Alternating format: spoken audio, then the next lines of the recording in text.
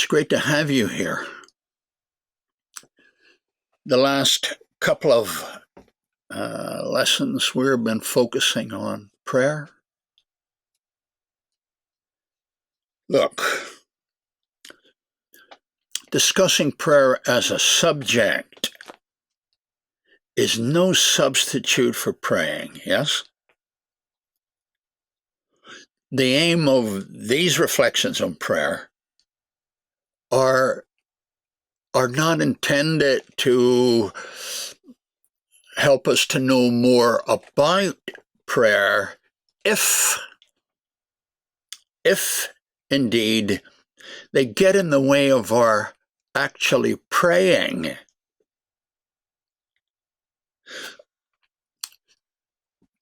I don't have to tell you, but I need to say it, that to know lots of things about praying isn't a substitute for praying. Yes?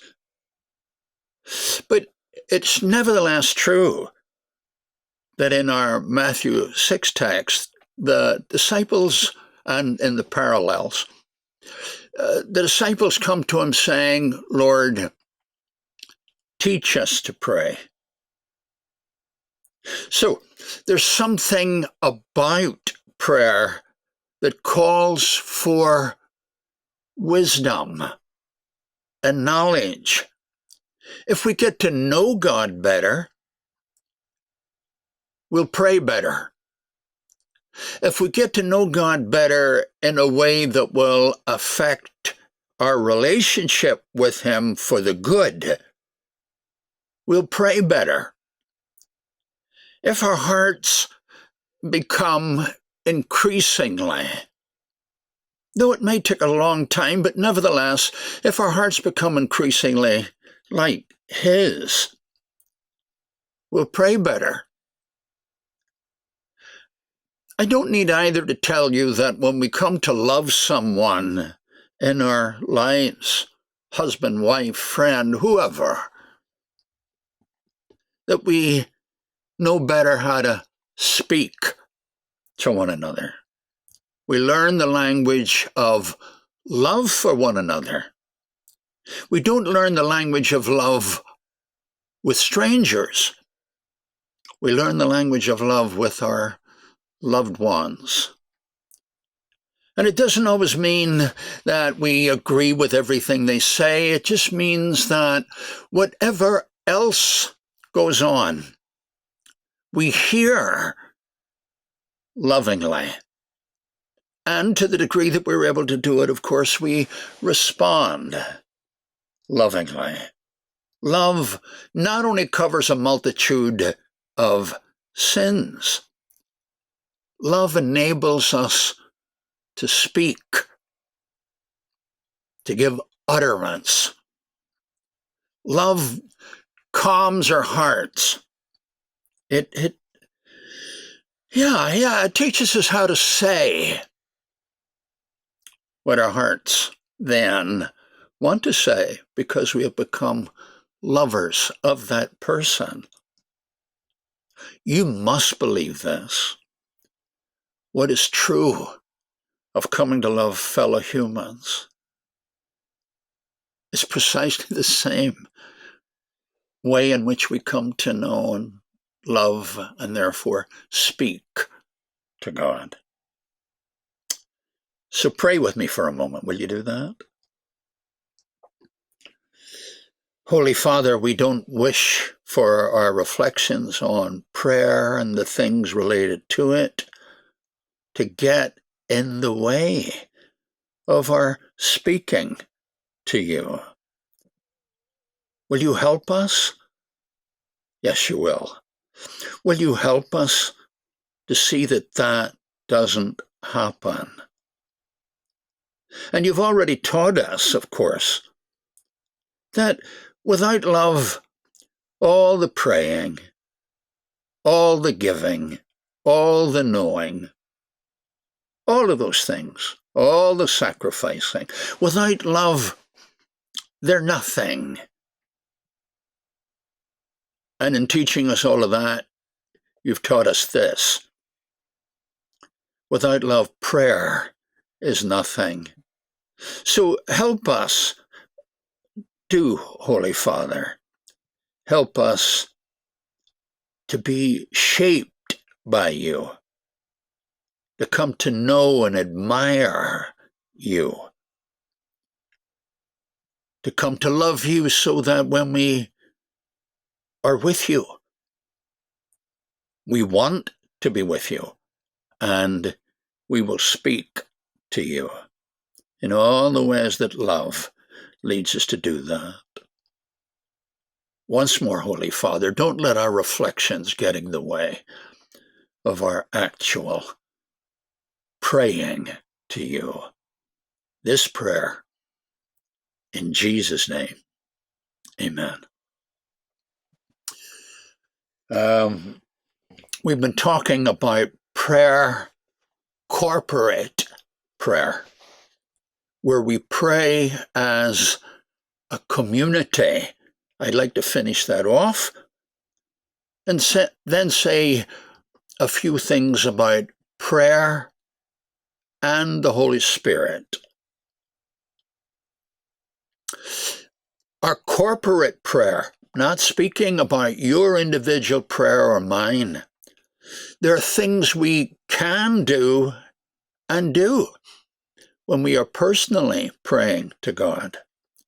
But when we gather as a body, when we assemble together and assemble, not as a number of independent individuals, but now when we head to some place, some home, some building, some place, purposing that gathering and meaning in the very fact of gathering that we are one and that we love God. When we do that, then there are certain rules, in the best sense of that word, that must be followed. I've mentioned them a couple of times briefly, and I won't develop them here, but I want to mention them just so that you'll remember. It's easy for me to remember if I keep on saying it, but I don't know how often you hear this, so you be patient with me, won't you? In our corporate prayer, we can't all pray audibly at once. That won't work. When we pray as an assembly, we characteristically choose someone to frame the prayer for us. That's true, isn't it? We don't keep on talking, all of us, while the person is up front framing a prayer for us. No.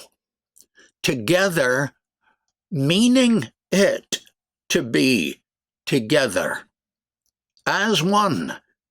We bow our hearts and our heads, and he who leads us will frame the prayer for us. So, it must be heard. To pray in a whisper, believing that you're praying for the assembly, doesn't make a bit of sense. Those of you who are privileged and asked to frame the prayer for us, do this. Speak it loud and clear, so that when you're done, and as you're going through it, we are able to say our own amen.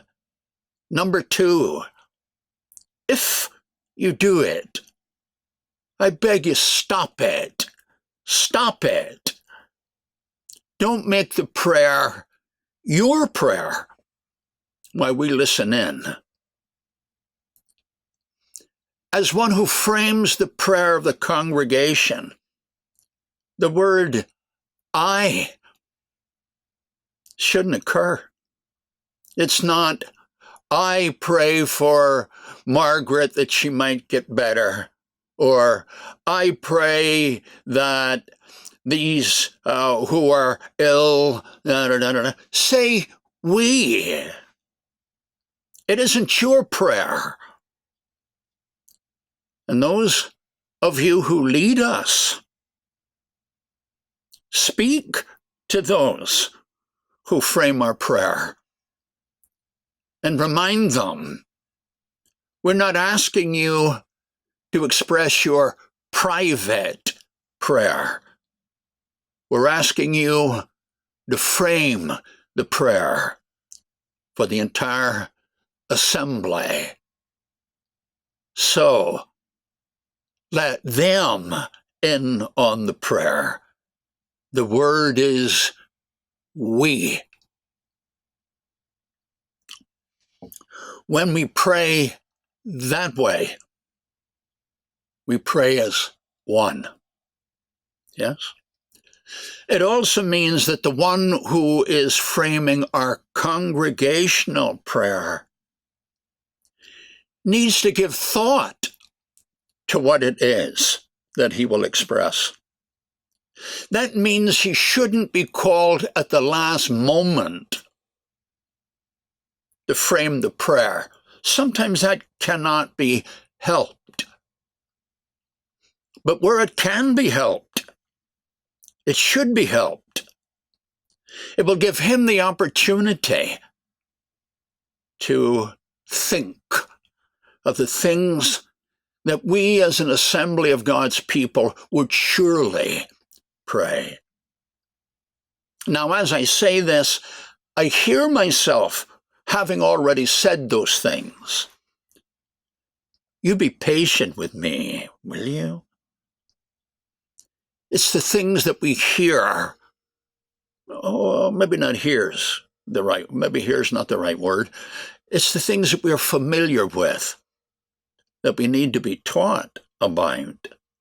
So I can't apologize for saying again, let the one who leads the congregation in prayer be given time to think about how it should be expressed on behalf of the assembly.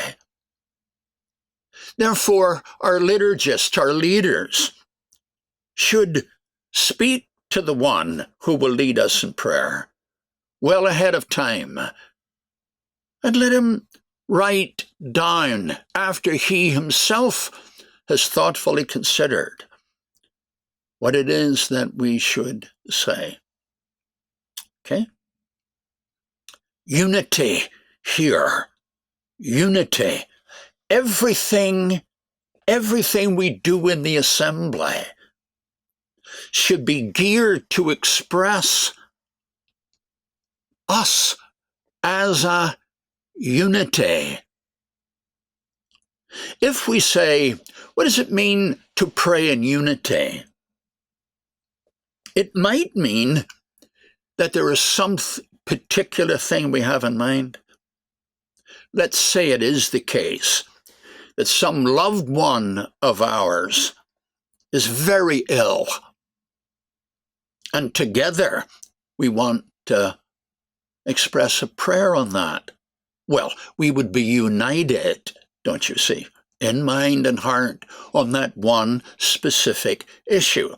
Or maybe it's an act of outreach, a particular program or a way that we're asking God's blessing on, that we might glorify him, that we might ourselves be pleasingly obedient in outreach, and that we might wisely and perhaps effectively also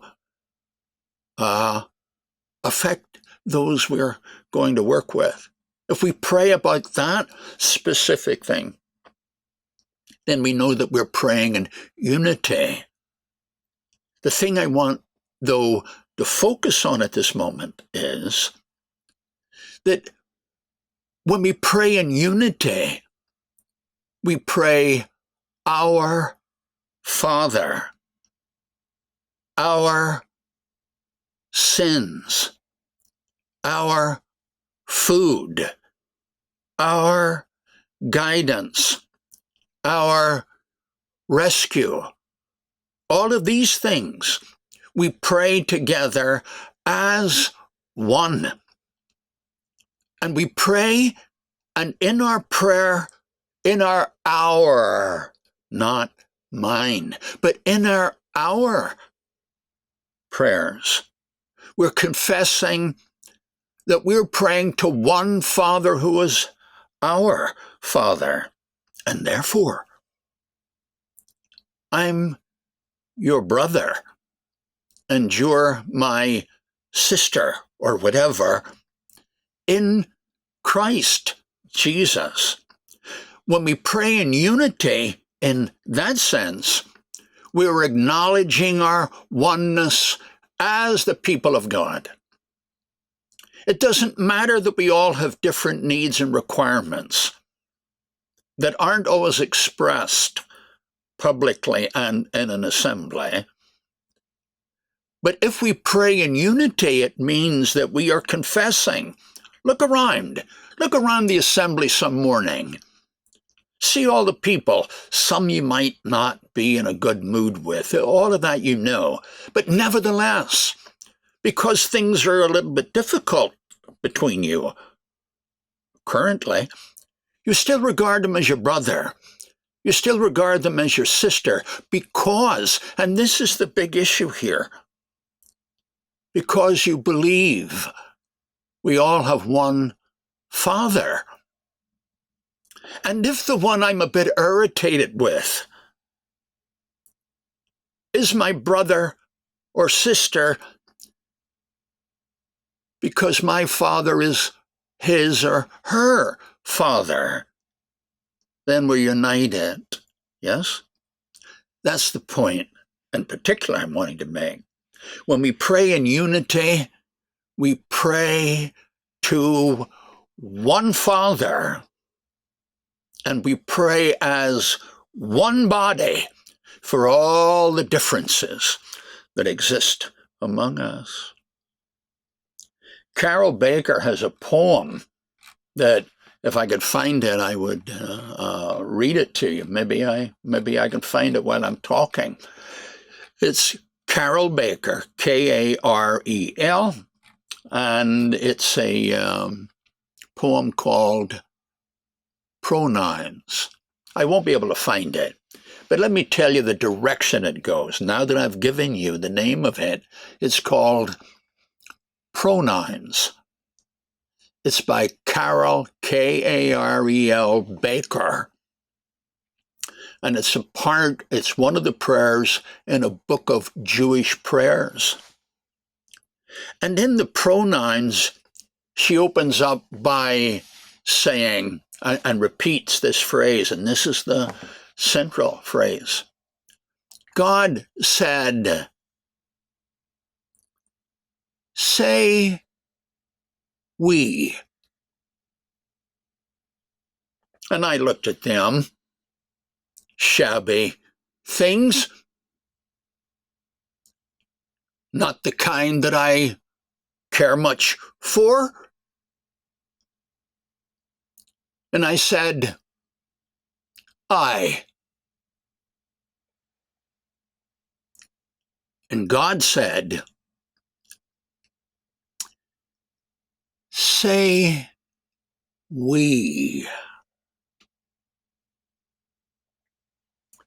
And I, in a bad temper, in not wanting to be closely associated with them, in my pride, in my sense of superiority, I muttered, them.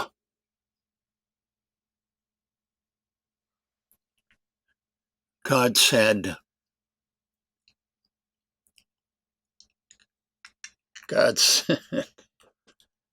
it's a great poem. God said, say we. And Baker closes out her poem saying something like, and I, after years of tears getting to know, becoming wiser, becoming more aware of my own limits, becoming aware of their struggles and needs. Yes.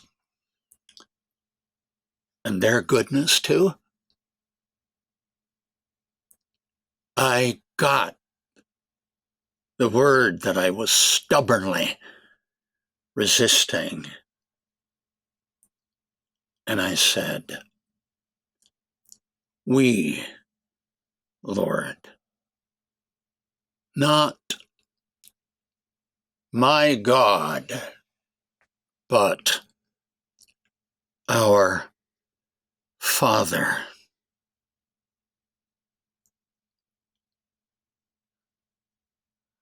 You know how this world is split and divided in a million fragments for millions of reasons. It knows nothing of unity unless perhaps it's unity in ugliness and bitterness and resentment. What it needs is unity of those who are in God through the Lord Jesus Christ. Every little thing we can do, every word, every way we set up the assembly, everything we can do in the assembly that allows us and helps us, even when we're ignorant, helps us to express unity. Some things are obvious enough. Singing together when we all voice it, don't you see? That kind of thing. Set up the assembly. You who lead us. Structure the assembly that everything we do, whether we rise together, sit together, sing together, listen together, all of these things, so structure them and make the assembly aware that that's what we're doing. And when we supper together,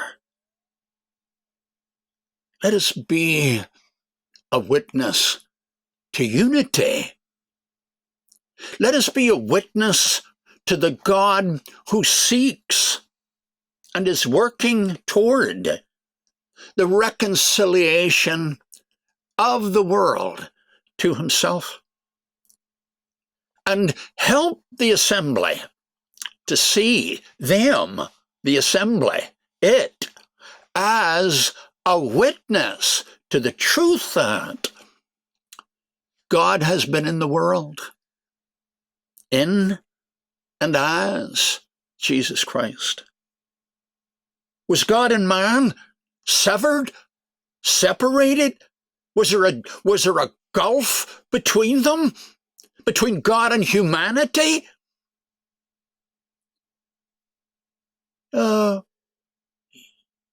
Yes. And what did he do? He crossed this huge chasm in a single act. And a little virgin girl becomes pregnant by the Holy Spirit, and a baby is God united with humanness. Not just united with humanness, though that. United by being one. Humanness, as it has been corrupted, said, There's a chasm between God and humanity. And God steps across the chasm and remains on our side of the chasm. He not only speaks and says to humans, I love you, I seek your redemption, says all of those things, but in the very act of becoming incarnate, he embraces humanness, embraces humans as like himself. For Jesus Christ, though God, remaining God, always God, is always God being not God, but God, always God, ceaselessly God being